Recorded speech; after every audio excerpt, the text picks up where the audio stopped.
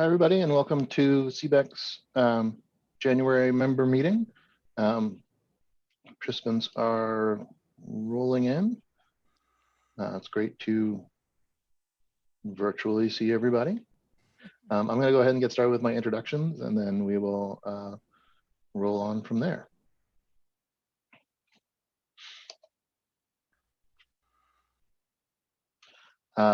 I'm sure most of you know CBEC is a nonprofit organization that's devoted to furthering the knowledge of building science and the quality of construction in the Northwest. It's great to be able to bring in folks from Vancouver and Portland and surrounding areas when we can do that. We're looking at that as a bright side to the virtual space that we're in. We have a great board that puts together all of our programming, all of our events. We are working now on our May symposium. And so details will be coming out on that shortly. If you're interested in joining the board or helping out in other ways, please feel free to get in touch with me. Our future events, our February meeting is going to be February 18th, and that is an evening meeting on the topic, a new paradigm in building enclosure delivery, performance, and durability, presented by a panel, Corey Robbins, Christopher Dixon, and Yuval Vyas.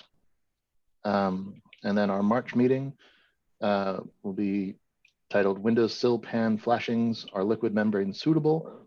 And that's presented by Michael Wilkinson of RDH.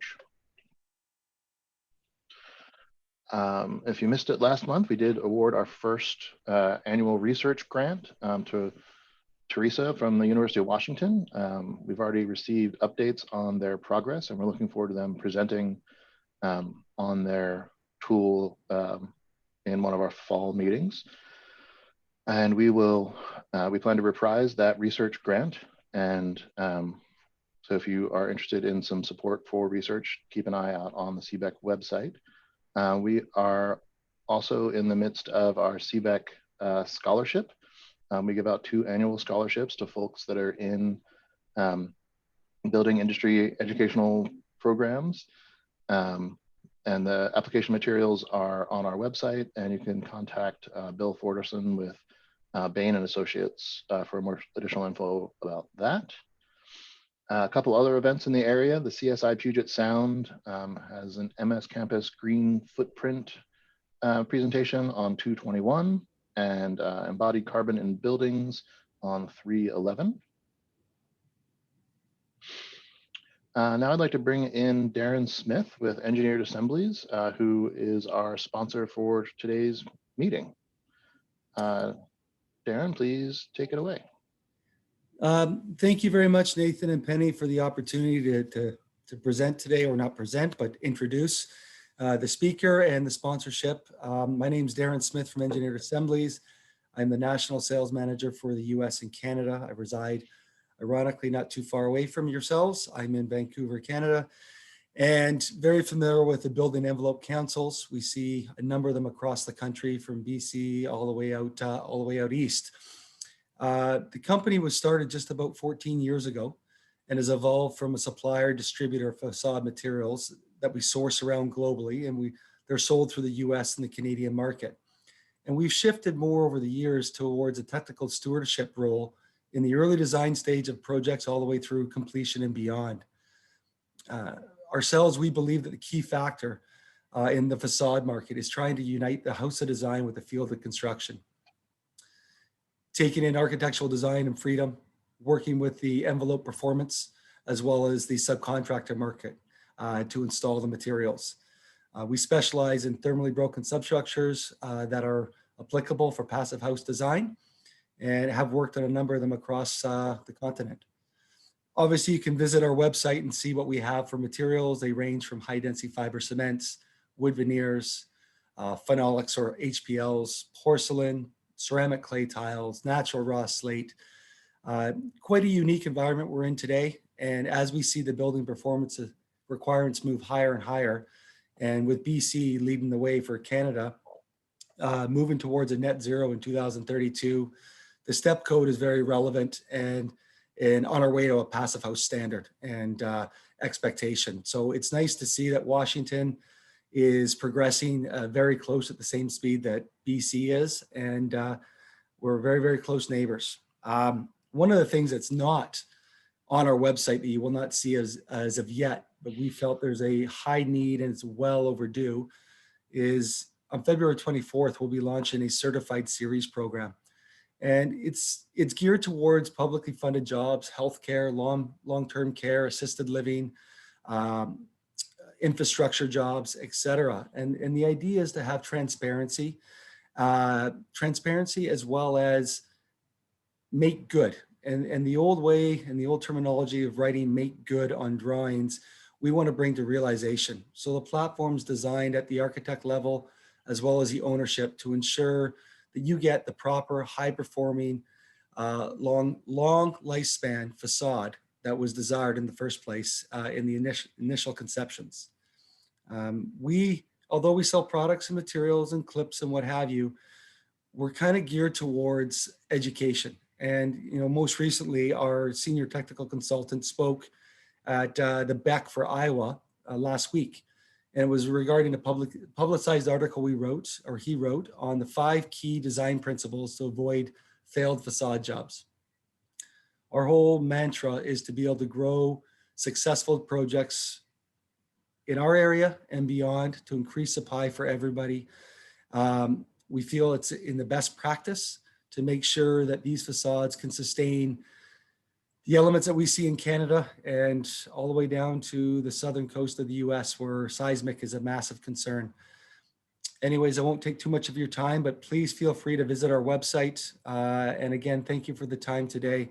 Really looking forward to the presentation.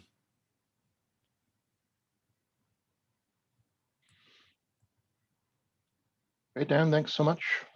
We're very glad to have your sponsorship.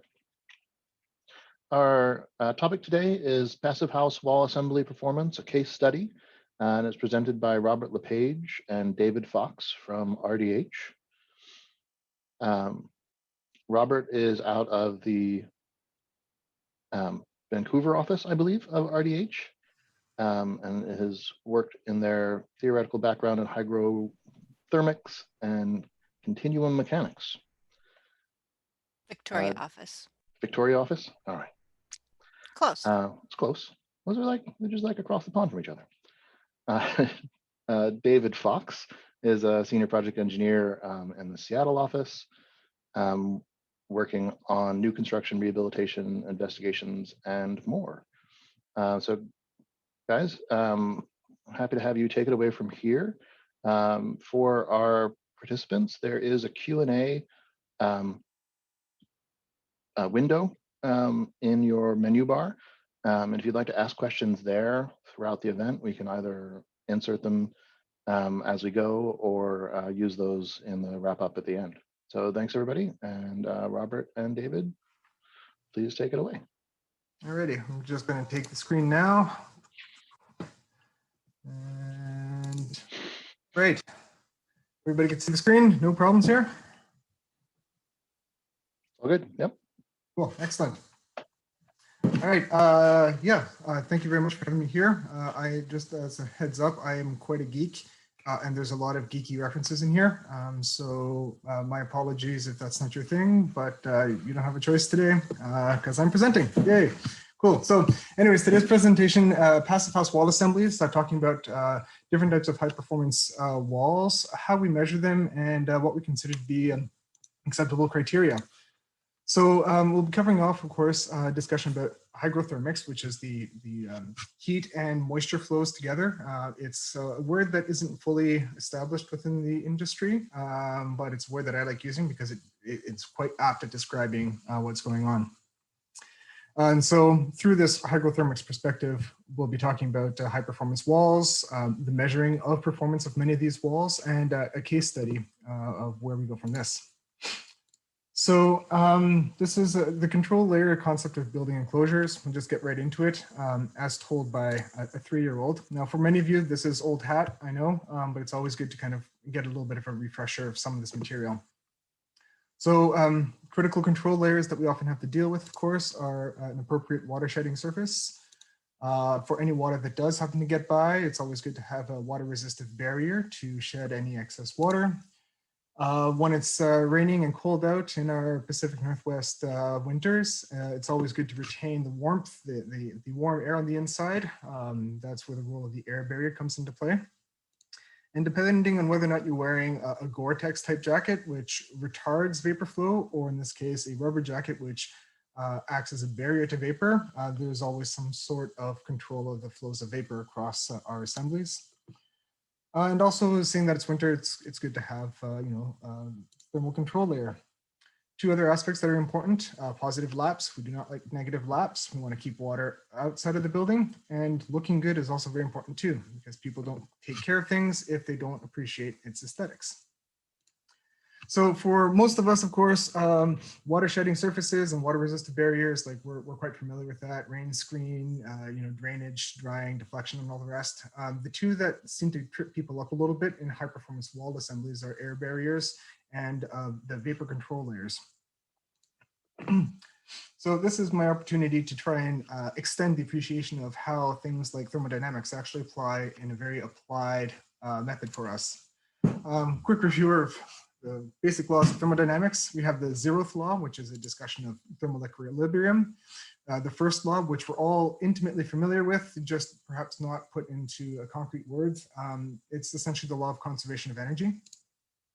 The second law is the concept of entropy, which is that everything gets more and more chaotic over time. And the third one introduces the concept of absolute zero. So from a very high level, this doesn't mean very much, but when you start thinking about it from like a gamifications perspective, the 0th law says that you must play the game. First law says that you can't win the game, you can only break even. The second law is you can only break even at absolute zero. And the third law says you can never actually reach absolute zero. This is kind of the conundrum of thermodynamics, is that we always lose. So one of the concepts, and this is probably scratching back to thermal classes back in undergrad or in college, we have this concept of a control volume, which is a space that is arbitrarily defined to quantify the amount of energy and mass flow that goes through it. So in this case, because we talk about buildings, our space has a little pointy top on it, a little triangle. And when we are dealing with it, from an energy transfer in our buildings, we want to know what is the temperature inside our control volume, or how much thermal energy is stored within it. Well, most of our buildings, of course, have a heat generation system, whether it's a heat pump or electric baseboard heaters. So there's a certain amount of energy that gets generated within that control volume. In the infrequent sunny days that we get in the winter, of course, we also have solar energy, which is actually introduced into our space. And because it's still relatively cold outside, we have a certain amount of heat loss that goes through the enclosure. So the relationship of all this here, energy in, energy generated, energy stored, and is equal to energy out, is a fundamental law of the universe. So the relationships that's essentially what we have.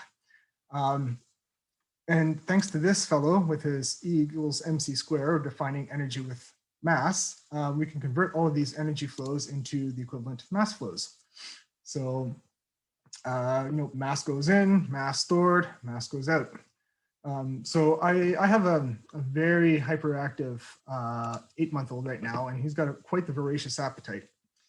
And he's a great example of this whole concept of mass flow. That when we feed him, a little spoonful of oatmeal goes in, some of that gets stored inside his belly, and every time we feed him, also we hear a little something coming out. So these are the limits of thermodynamics as applied to moisture, because when it comes to water and wall assemblies, water can either go in, it can get stored, it can be generated as well, and some water also goes out too. So how does water actually get in? Well, we have a thing called like the 4 P's of moisture flow. You need a pollutant, which isn't to say that water vapor is necessarily a pollutant, but when you don't want it there, we can consider it as such. And I also need a letter that starts with P, and I couldn't quite find a nice one that works. So we have a pollutant. How does it get inside our control volume? Well, there has to be a pathway for it to get through, whether it's through a material or coming around through bulk airflow, doesn't quite matter, but it needs a way to get in. Just having a way to get in is not sufficient. You also need to have a driving force or pressure to actually cause that flow. I mean, those pressures could be air pressure differences, gravity, or just the partial vapor pressure concentrations. And lastly, when it comes to moisture concerns, we also need the phase change aspect. And that's because for most damage functions that occur in our buildings, we need actually liquid water. Gaseous water is not necessarily enough. So how do the walls get wet? Well, we have that mass flow coming in the way of precipitation, so whether that's rain or snow. We could have a water vapor, either transported through vapor diffusion or air advection or bulk air movement. So that could be either mass coming in or mass flowing out. We can also have the built-in construction moisture, which is a mass that's stored, or water mass that's stored within the building. And the last one is also groundwater, which is mass moving into the building usually, but we don't quite see it. And so that's why it gets its own little separate identification. So based on mass going in, mass stored, and mass flowing out, how can we use this perspective for rain penetration control? Well, we have our three conditions. You need your pollutant, you need a pathway, you need a driving pressure. And the way that we tend to control it, of course, is with the 4 Ds of deflection. You know, if you can keep water away, you don't have to worry about it. You can drain, which is to say, you know, if it does get wet, you have the ability to shed it outside with appropriate flashing systems. If it does get wet, you can let it dry out through vapor diffusion, or if you build it out of materials that don't care if things are wet, you know, that's the durability aspect. So that's, you know, rain penetration control in a nutshell. Air leakage condensation control also requires 4 conditions. You need the pollutant, you need a pathway, you need a pressure. So I mean, the pressure could be things like stack effect or buoyancy driven flow with, you know, the fact that water vapor, of course, is less dense than regular air. Could have natural pressure differences caused by wind, or mechanical pressurizations or depressurizations can actually cause those driving forces. We also need to have, for air leakage condensation, a phase change. It has to go from gaseous state into a liquid state. So we can't really control our pollutant in this case. Water vapor is a byproduct of us living. It's almost everywhere. So we can't really control that to any appreciable degree, but that still leaves us with 3 potential pathways, 3 ways that we can control it. We can eliminate the pathway, of course, with a continuous air barrier. We can try and control the pressure by looking at using HVAC systems, which, you know, give or take. I mean, it's an option, but we tend to not use it for appropriate reasons. And the third option that we have, of course, is to eliminate the phase change aspect, which is to ensure that the systems are sufficiently warm that we don't get condensation. Vapor diffusion, of course, hey, this should be sounding familiar now. 4 conditions. We need the pollutant, we need a pathway, we need a pressure, and we need a phase change. Now this one is slightly different than air leakage control because, again, we can't control the pollutant, but in this case, the driving pressures are actually partial pressures of water vapor, and we can't really control that one in any appreciable way either, which leaves us 2 potential ways of controlling it. Well, if we could break any of these, we can actually eliminate the whole vapor diffusion process. So we could use vapor retarding material to actually eliminate the pathway, or we could again warm the surface so we don't have to worry about phase change, which in the case of vapor diffusion can either be absorption and or condensation. Oh, all right, high performance walls now. So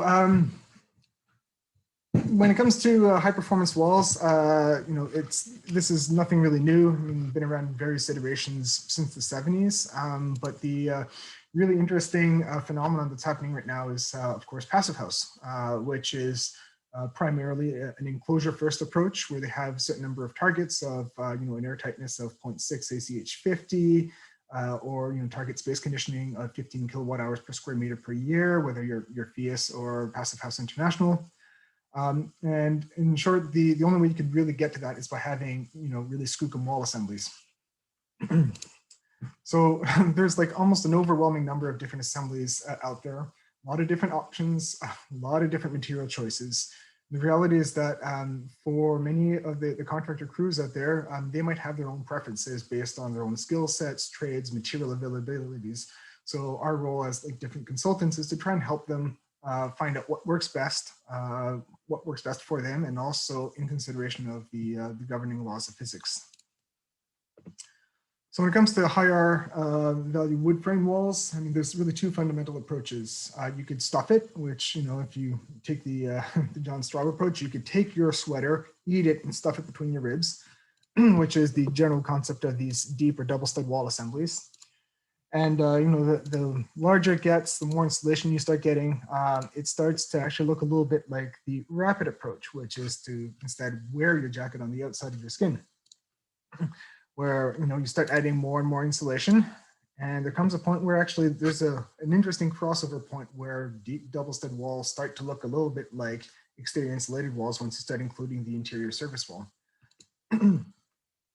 But one of the big perks of exterior insulation is that usually with the more insulation you put on, the more durable your wall assembly becomes.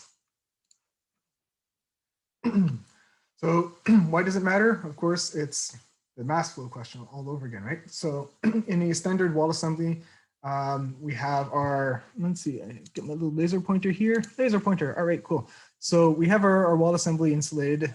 We have our water vapor that is slowly moving through the wall assembly. If it condenses, if it reaches the dew point indicated by a little red arrow on the top of our temperature spectrum of the wall assembly, you could get condensation.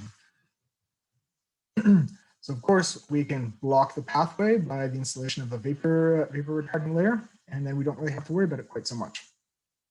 Of course, that doesn't really consider the fact that there could be air leakage in and around it. So one thing that we like to do, of course, adding exterior insulation, where it shifts the dew point, where it shifts the dew point a little bit farther to the outside of that innermost condensation plane. If you happen to be using an impermeable or quasi-impermeable exterior insulation system, of course, that could potentially cause an issue in that you don't have the capacity for drying, right? You're throttling out which way a wall can dry. Usually we'd like to try and have at least one direction for the walls to dry, either the exterior or the interior. But there comes a point where you add so much insulation on the outside that you don't really have to worry about condensation anymore, because the dew point falls so far outside of the wall assembly that even if this insulation were to be completely impermeable, you don't really have any problems. So we did a quick little literature review a little while back, just to kind of add some scientific validity to this our overall concerns. And back in 1991, Songas looked at 86 different homes in Montana and Washington, looked at a whole bunch of different wall types. And their overall conclusion was that walls with more cavity insulation led to increased moisture levels. I mean, it goes back a little bit to, Bill Rose's comments that warm means dry, warm means dry, cold means wet. And the more insulation you put in, the less heat flow you have going through your assembly, which means the colder the surfaces, which means the wetter the surfaces. Arena 2013 looked at some double stud walls in Boston and compared some modeled data with actual measured wall assemblies. They found that in many instances, the predicted performance was less than what they actually measured. So it kind of points to some of the shortcomings of our hygrothermal modeling. I looked at it a little bit more with some other people that we started to include air and water leaks. And then we found that once you start considering all these other parameters, you can start to approximate the simulated with the reality. Ueno Koda expanded this a little bit more with quite a comprehensive study where he was looking at double stud walls with only class 3 vapor control layers, and unsurprisingly found that when the indoor relative humidity is high, the moisture content of the critical sheathing and framing members started to get quite wet as well too. Smeagol, Jonathan was looking at a comparative case study of different deep stud walls, found that even a small amount of exterior insulation actually significantly improves dryness. And Trevor Trainor's thesis at the University of Waterloo actually built a whole bunch of different wall assemblies and critically introduced a known amount of air leakage into the wall assembly. So we could actually reproduce the results here and show that some double stud walls assembly are at risk of air leakage that bypasses the air barrier system. So how did many of these wall assemblies get measured? Well, you're trying to find out the impacts of construction moisture, bulk water leaks, air leaks, and vapor diffusion. And the way that we typically do that, of course, is by looking at different types of sensors. So the two main sensors that we wind up using are moisture content pins, which are two little electrical pins that go into the wood, and they measure the electrical current, the voltage difference between the two pins when you, it looks at how the change in resistance in the wood changes as a result of the moisture content of the wood. So electrical resistance of wood and the moisture content has been tightly correlated and studied. And so we can infer the resistance measurements in a data logger system and correlate that to overall moisture content in the wood. Oof. One moment here. The other sensors that we tend to use are resistance and temperature sensors, relative humidity and temperature sensors. Relative humidity sensors often just use this tiny little platinum plate on it, and when water adsorbs onto the surface of it, it actually changes its capacitance. And based on that, we can correlate that with the relative humidity in the space. Now, for everybody who's familiar with psychrometric charts, just having relative humidity doesn't really tell us much. We also need to have temperature. So quite often we would use temperature sensors, and these could be thermocouples or more commonly little thermistors. So once we instrument the walls assemblies, of course, we need to understand what's happening on the outside with the boundary conditions. So usually on the interior, we need to know the temperature and relative humidity of the indoor airspace. And we also need to try and have like an outdoor meteorological tower or a station nearby so that we can know what's happening on the outside. All of these sensors get pulled in together, get plugged into a data logger system of some sort. You could have a wired system like shown here, or you can have some of the newfangled wireless systems as well. So all of this comes together and we get a whole bunch of data. What do we do with it? I mean, at the end of the day, the main thing that bothers us from a wall assemblies perspective is risk of biodeterioration. So biodeterioration, just to clear up some words, sometimes people talk about biodegradation as well and biodeterioration. I will just read out the extremely boring definition of it.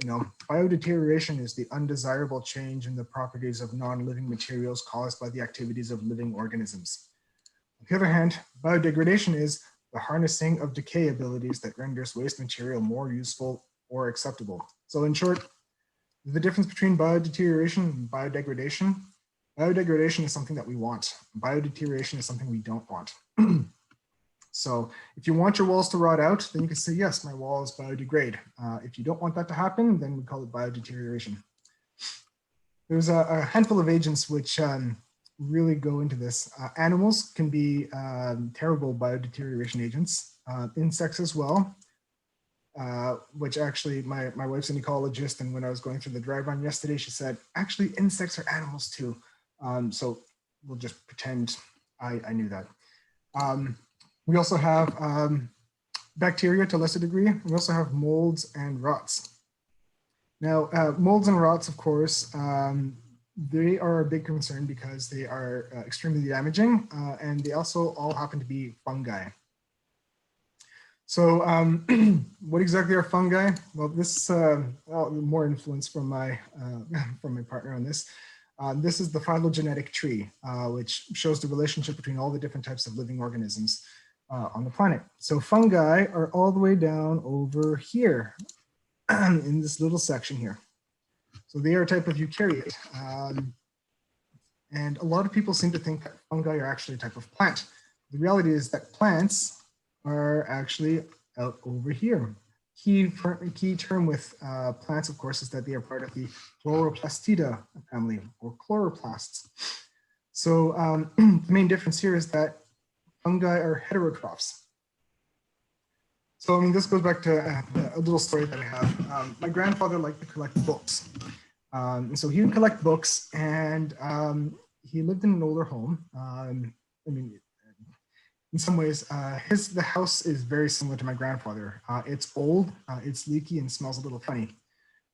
So my grandfather would take all these books, store it in the library downstairs in the basement. And so this is a home in Ottawa built back in the 1940s when you didn't need to have windows in the basement for egress routes. So there's no sunlight. It's dark, damp all the time down there. And every time you'd walk down there, you get this kind of musty dankness smell. So that musty smell that we're smelling is secondary metabolites caused by fungi, the fungi that are eating away at the books. There's no sunlight down there. So if fungi were actually plants, there's no way for them to actually survive. No sunlight to generate the chloroplasts, which generates the energy for the plants. And that's because fungi are actually, yes, more closely related to us, Animalia, than they are to either bacteria or fungi. And that's because they derive their foods from outside of their own body. In this case, it was my grandfather's books. They're also an extremely successful organism. They have colonized every single terrestrial and aquatic system on every single continent, and including the International Space Station. Their main lifestyles, they have essentially found every single possible lifestyle niche, from saprobes, which are organisms that eat dead and decaying matter. This matters a lot to us because our homes are built out of dead matter, dead plant matter.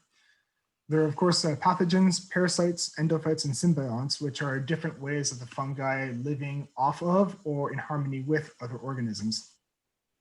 But for the most part, the one I'm mostly concerned about, and we'll be talking about, is the saprobes. How do fungi affect our buildings? So we have molds, which we're quite familiar with. We have different types of them: sap stainers, molds, mildews. For the most part, they are all surface or aesthetic phenomenon. They are opportunists. They're lazy scavengers who will go along and just eat whatever starches, sugars, lipids, or proteins are easily available. They don't want to have to do a lot of hard work. The hard work is mostly left to decayers, things like white rots and brown rots. So what what the rotters do, wood rotting basidiomycetes, is they have found a way to deal with some of the harder to eat components in our organic materials. So lignin, for instance, is actually a real big issue in wood because it protects the yummy, tasty, sugary, sweet cellulose because it's encased in lignin, and the molds can't actually access that. The decayers, on the other hand, have found a way to actually process the lignin. So white rotters will use their digestive enzymes and slowly eat away with both the lignin and the cellulose. And so the reason why it's called white rot is due to the residue that's left behind. So you have all these tiny loose little strands of cellulose that are themselves transparent, so that when the light hits them and it refracts and it comes back as a white, kind of like a white sheen. You also have the mycelium, the actual fungal cells of many of these rots are themselves also transparent and so also look white as well too. That's where the name of white rot comes into play.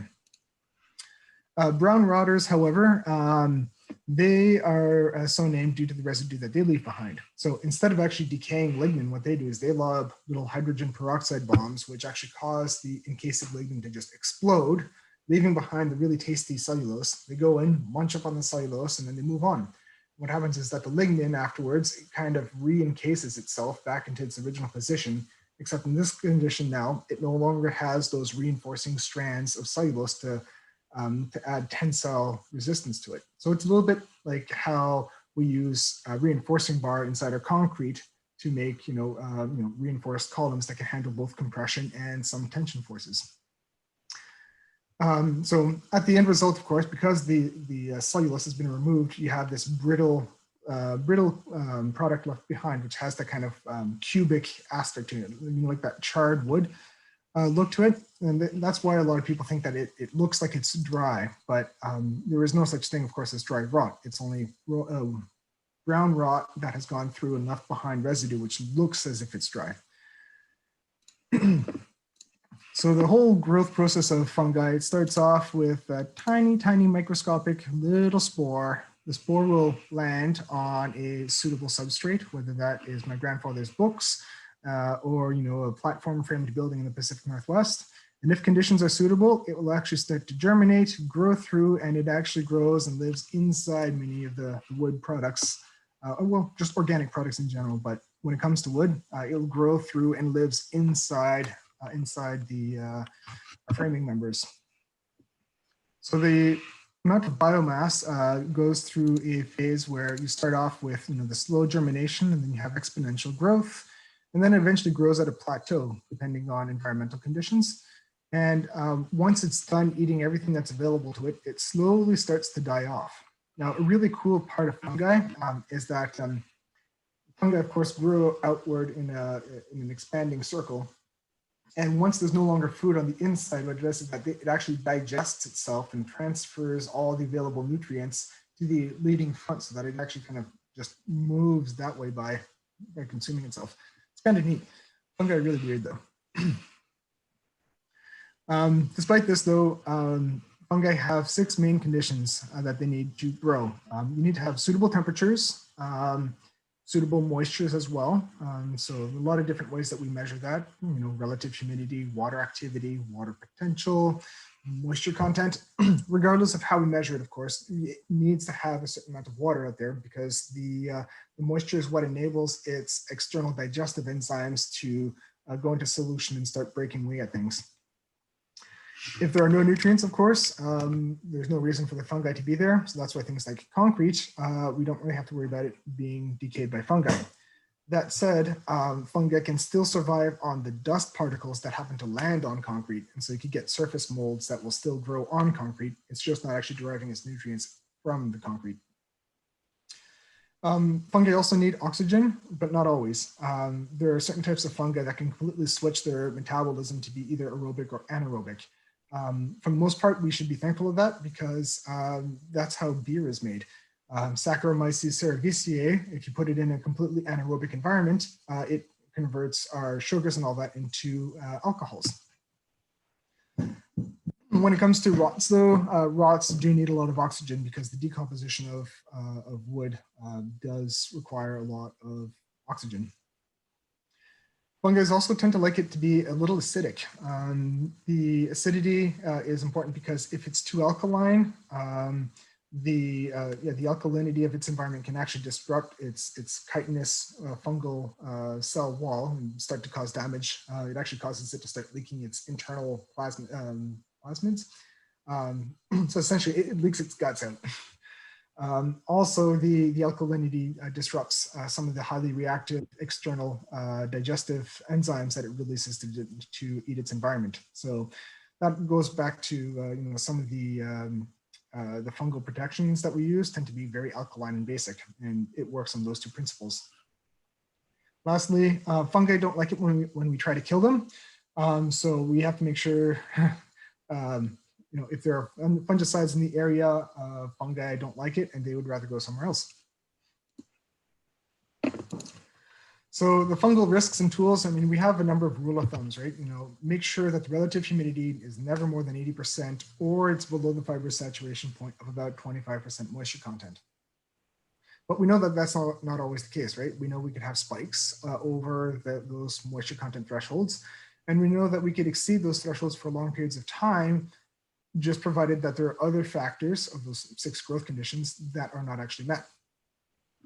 So what are some of the more refined ways that we can assess the durability of our walls? Well, there's a number of models that have been coming out recently. So there's like the VTT Mould Model, which provides an index score of the amount of growth that can occur and a description of it. So it's all based on, well, actually, I'm going to get into that in a second. I'm getting ahead of myself. So the mold models can use the VTT model. And when you're looking at the concerns of decay, one of the models that I found that seems to work quite nicely is the Brisk model, which is it's a dose response, which is saying that if you're to give fungi a dose of temperature and a dose of suitable moisture, and you were to accumulate all those doses over time, what kind of decay effect would we get? So for the different dose units over a period of time, that gets correlated back to an overall decay rating from just fine to severe decay. Now I have the side-by-side comparison, right? So the VTT model, looking at surface molds, so looking at aesthetic and potential health effects from allergic responses or mycoses. The dose response is also has some health effects, but more so in terms of a person fell off the side of the building and went splat on the road. Dose response model matters an awful lot from compromised structural capacity. Both of them were kind of defined through laboratory regressions. So which is, you run a whole bunch of different experimental variables and you get your regressions for each and you come up with an equation that describes the units, the slight increase in mold growth over time as a function of things like temperature or relative humidity. So the VTT model also has different sensitivity classes with different coefficients that get plugged into the model to account for things like materials that are very sensitive, things like paper or drywall, and things that are quite resistant as well, which include, concrete. The dose response model, on the other hand, it works by taking an overall average dose of, like the moisture content. So if the moisture content is 50% or so over a day, you get a dose score of 1.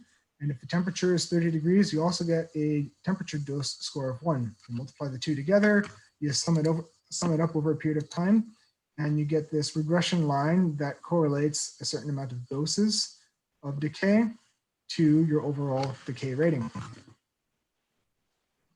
So these are two really useful tools of saying, so what? We've measured walls, we know what the moisture content is, we know the temperature. What does that actually mean? What is the actual threshold or boundary of performance? And these types of models actually help us provide that type of indication. So let's put this to practice. So here's a case study. This is the North Park Passive House. It's a six-plex based in Victoria. And we had the opportunity to go in and measure the wall assembly. So we have a rough plan of the building. You have 3 stacked units on the east and the west. We got access to the west side, south and north, where we were able to instrument it. This is the cross section of the wall was a load bearing 2x10 with R37 of dense packed cellulose insulation. On the inside layer here, they had an air and vapor control layer, and they had a 2x4 service wall with R13 mineral bat insulation, and then drywall and painted rest. We know, of course, that cellulose is a hygroscopic material. It can store moisture, and we were wondering, how does that potentially behave in, wet Pacific Northwest environments? So to do that, we installed a whole bunch of sensors across the profile depth of the wall assembly. We paid particular attention to installing sensors on either side of many of the critical layers. So the round circles here represent relative humidity and temperature sensors, and we placed them in the drainage space behind the cladding, so we know what the outside boundary condition is. And we also placed one on the outer and the inner layers of the cellulose insulation to see if there's any effects of water vapor front movements moving through the cellulose insulation. The square here represents our moisture content and temperature sensor. So in this case, we want to find out how the sheathing performs and whether or not there's any concerns there. And we have temperature sensors all across the length of the profile so that we can kind of get a really good distribution of the temperature profile across the wall assemblies, both on the south and the north wall. So we have our south walls, the approximate location on the elevation plan. We also had roof sensors installed as well too, but the results were pretty boring, so I'm not going to talk about them. Maybe for another day. We also have the same thing, of course, replicated, mirrored exactly on the north side as well, so we could assess the impacts of solar radiation. So when we start looking at the data, this is just kind of like what the data looks like over a typical winter from December to January. Looking at the temperatures, we have, of course, the blue, light blue, orange, and gray are representative of the cladding temperature, the airspace, and the temperature on the outer side of the cellulose insulation. Not surprisingly, pretty much all the same. The temperature on the inside of the air and vapor control layer is hovering around, 15 degrees Celsius. sorry, I just realized I did not have a bilingual plot here. 15 would be something that I'm thinking 65 Fahrenheit, which is well above the dew point analysis, which is, sorry, the dew point of the interior air for the most part, which is good because the contractor did the dew point analysis to figure out the insulation ratios. Excellent. So checks out. On the south wall, however, we start getting, look at that, we could tell when the sun was out. There are times where the sheathing temperature, the drainage space, and the exterior insulation are actually warmer than the interior side. So even with these high R value walls, you can see how spikes in sunshine actually cause the interior drywall temperatures to slowly spike up. So this is relatively high performing wall, right? So there's a lot of energy that gets pushed through these walls when you start dealing with solar drives.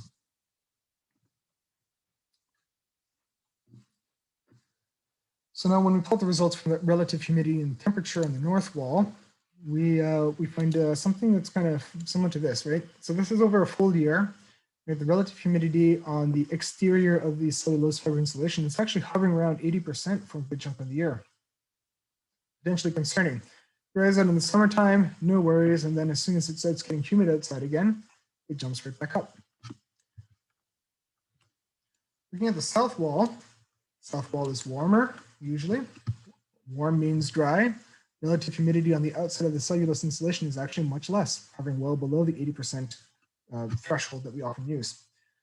Here's an interesting thing though, is notice these large jumps here. You have a number of cases where the sheathing temperature jumps up way above the interior drywall temperature, and the relative humidity also spikes up too.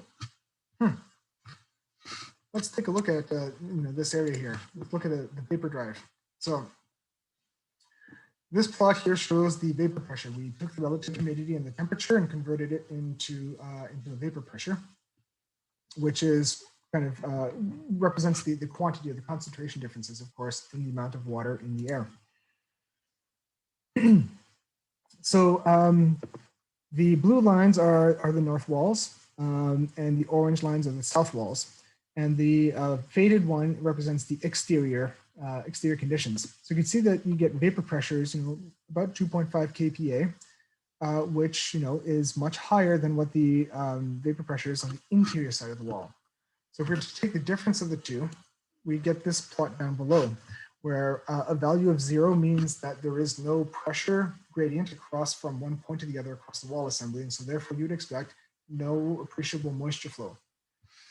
However, in the summer, in the winter time, especially in March and April, when it starts to get a little sunnier, still wet and rainy, but a little sunnier, you start getting these very, very large inward vapor drives. So we want to know, are these vapor drives pushing in enough water that it could catch on the backside of the vapor barrier and potentially cause a concern of mold growth? Well, we have the tools to check this, right? We have the VTT model that we could take the temperature and all the other inputs and try and figure out whether or not there is a concern of fungal growth. So if you follow ASHRAE 160, 2016 version, they set the pass-fail limit as a mold index score of 3, which is when you could just start to visually see mold growing on the surface of your building materials. So the automatic good news story that you can see here, the mold index score, the axis ends at 3. Awesome. So actually, we're just fine, right? Moisture content, sorry, the mold index doesn't even pass a score of 1. Just dandy. Interesting thing, of course, the south wall, however, has a mold index score of 0. So one potential solution that we could, float to our architect friends is to only build buildings with south-facing walls. But maybe they won't be okay with that all the time. I'm laughing at my own jokes. Sorry, I can't hear anybody else, so I'm just going to pretend. Here's an interesting thing, though, is that at the end of this year that we simulated the mold growth, we still have a little bit of residual left over right at the end. So we were wondering what were to happen, say, if we were to replicate the same year several times over and find out what could be the maximum amount that could be harbored by these wall assemblies. So, I mean, major caveat, of course, is that we're assuming that the year would be exactly the same and we just replicate it several times over. But we found that, if given long enough, it's possible that the north wall might actually have just a slight amount of microscopic surface growth. Not enough that we'd be able to see visually, but it could be there. Still, not too bad. Now, remember I said case studies. So here's an interesting thing. There's the orchards at Orenco at another Theus passive house building. And this one was instrumented by a colleague of mine, Jonathan Smeagol, who was working with BSc at the time. We both come from the same University of Waterloo building science master's program, so our thought approaches are quite similar. And so without knowing it, actually, we wound up having an instrumentation plan almost identical on two buildings without even knowing about it. So he had two south wall bays installed, two north walls installed, and the placement of the sensors in the wall assembly here, almost identical, which permits direct side-by-side comparison. The big difference, though, between the Orchards building and the North Park Passive House is that they went with R6 of exterior insulation. But aside from that, the wall, and they also have a blow-in fiberglass bat insulation within the 2x10s, I believe. But aside from that, very, very similar. So this gives us a chance to compare very similar wall assemblies in relatively similar climates to see what kind of impact that little bit of exterior insulation has. So in this plot here, the x-axis is the outdoor temperature, and the y-axis is the sheathing temperature. And every single dot in here is an hours point over the winter, the monitoring winter. So it's saying that, when the outdoor temperature is about 3 degrees Celsius or about 37 degrees Fahrenheit, the sheathing temperature at this 1 hour that we monitored it was about -1 degree Celsius or about 30, 30 or so Fahrenheit. So when we plotted this for every single hour over the winter, and we compared it for the Victoria in orange, and the Portland in green, we can actually see quite a startling difference.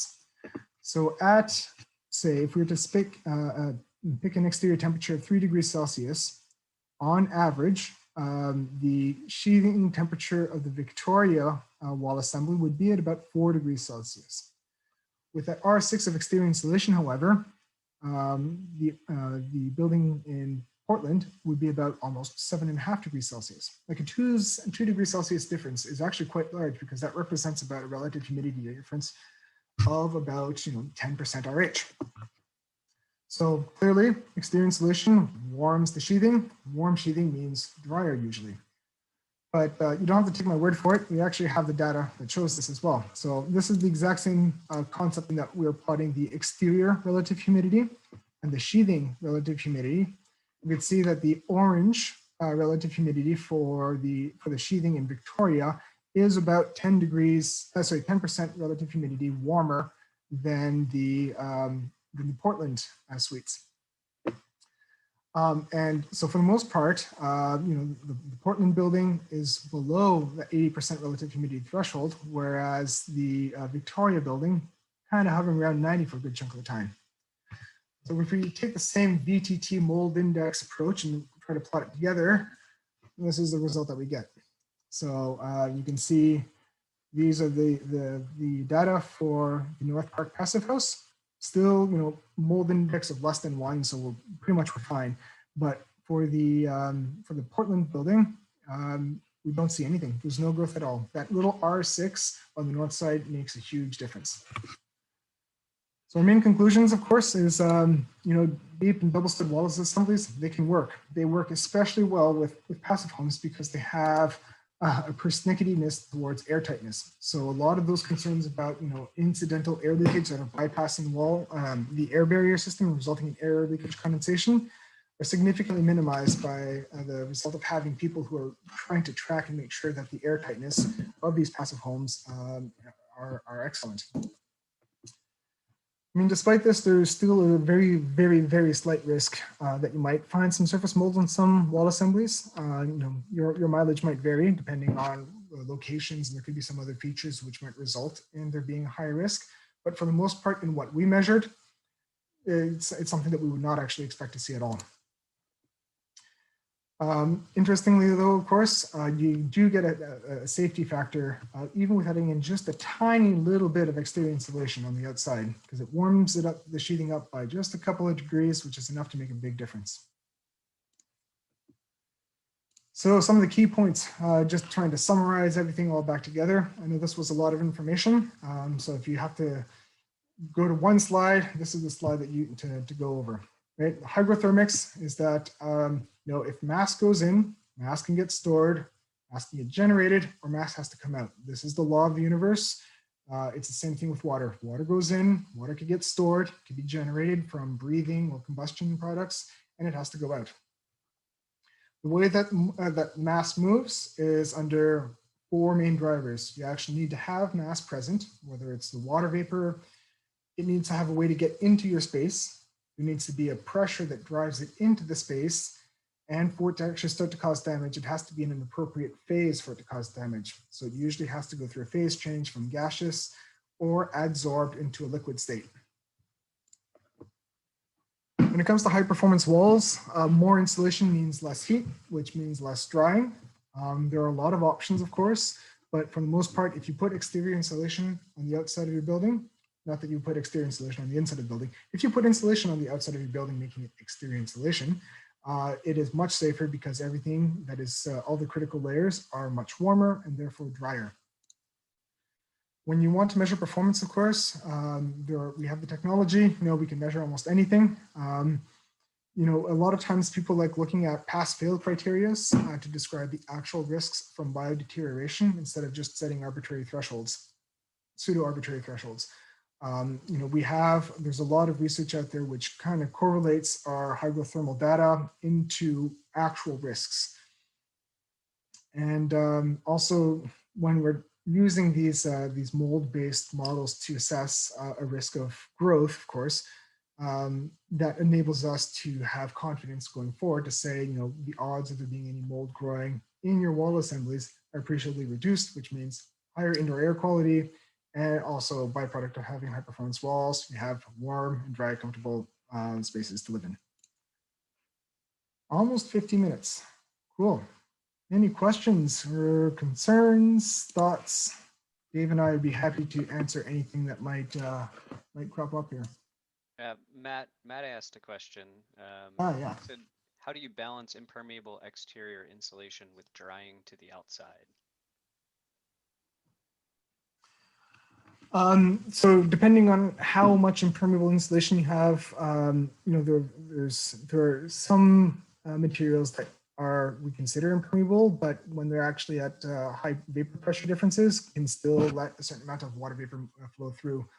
For the most part, these types of approaches, we wind up using hygrothermal models. We just try and run through the. It seems Penny would like to answer this question. Sorry, I'm just trying to figure out the same thing. Yeah, so for the most part, we use hygrothermal models when it comes to dealing with these types of things, but we also have a number of test hut and experimental data, which shows that even with having a somewhat impermeable, like, R5 or like 1 inch of XPS, that the increase in temperature is usually more beneficial than the restricted outward vapor flow. Usually, not always. There are a lot of caveats associated with that. But when it comes to more complicated situations, we tend to look at what could we expect through a hygrothermal model.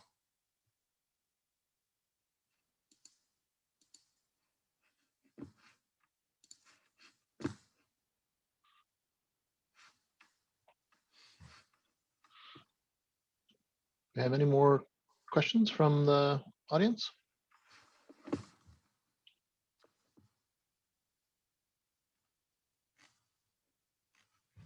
Here's one from Stephen Gibson. Why not use a vapor permeable exterior insulation?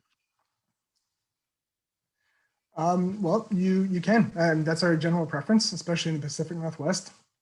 We like to have permeable exterior insulation because it's like that extra safety factor. There are times, of course, depending on climates, where you might want to have an impermeable exterior insulation, or if you wind up putting in a lot of insulation on the outside of your building, or almost all of it, shifted all to the outside, then you can have it so that it is in fact entirely impermeable, and that performs as your vapor retarding layer for your wall assemblies. In Canada, we have some requirements where we need to actually have a vapor barrier in our wall assemblies. I understand that with the US codes, you can get by with some alternate methods. But yeah, there are times where it makes sense to actually have an entirely impermeable exterior insulation system because it's providing other benefits beyond just thermal control.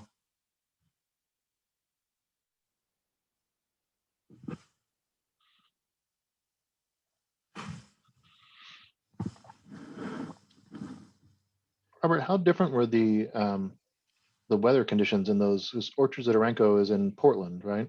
Yeah. So yeah, we looked at that first, and that's one of the reasons why we plotted everything in terms of like relative exterior temperature and sheathing temperature, because that kind of normalizes the weather aspects a little bit.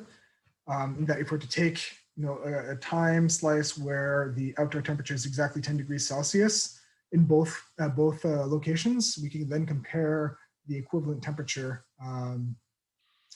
in both wall assemblies. But for the most part, when we did take a look at the Met data, that they were relatively close. Victoria was a little colder, but both of them were pretty similar over that year, 2017, I think, 2016. That's another question. Have any of these studies looked at an area of the wall that is closer to the window where you might have colder temps on the sheathing layer? That's a really good question. I am not aware of any. There's also an anonymous attendee who was asking about AIA credits. Penny? So yes, I just replied to that. Well, at least I'm trying to reply to that. So the AIA credits is still pending. I just checked right before the presentation. I'm still waiting on it getting approved, but it should be approved any day. So just send me your information and at pshort@rdh.com if you hadn't already submitted in your when you registered for AIA credit, and I will put you on the list. As soon as we get the approval, I will get everybody entered and get certificates sent out. So if you don't have AIA and you just want a certificate, go ahead and do that. I'm getting a question about IIBEC credits. We did not get those credits, but I can get you a certificate for just attending this with AIA stuff. So Yeah, the registration form should be set up to collect AAA numbers and yes. if you want a certificate and you provide your email address. Yeah, and if you forgot, shoot an email to me. If you're not sure if you registered, go ahead and email me and I'll confirm it when we when Nathan sends me the list, and I'll make sure that you're on the list and we'll get you the certificate. So I don't know what ResNet credits are, Brent, sorry. So I do not get those credits. Sorry about that. It is our intention to make the recording of this presentation available Yes. at the CBEC YouTube channel. I believe the recording it's recording and hopefully it will work. Last month, Yes. it did not work and I don't know why, but fingers crossed we will have it available.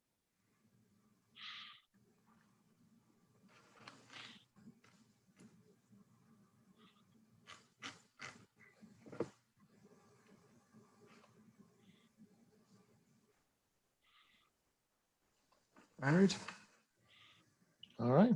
Did we answer Ian's question that was in the chat? Yeah, Sorry, about the answering something else, so I just wanted to make sure. Okay. Yeah. Very good. I thought so, but then I got sidetracked. I know, shocking, I got sidetracked. Well, thanks everybody for attending today. It looks like we had about 67 folks altogether, which is a great turnout.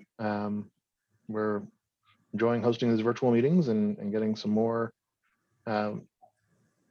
wider reaching topics and presenters. So thanks again, and we look forward to seeing you in March when we have a panel discussion of new building enclosure delivery methods. Well, yeah, and don't forget February. Oh, that's what I meant, February. February is building enclosure delivery methods. March is, oh no, I forget. March is another RDHer that's doing Michael Wilkinson, I think, but I can't remember. That's the one. On off the top of my head. All right, thanks everybody. Have a great Thanks, afternoon. everyone.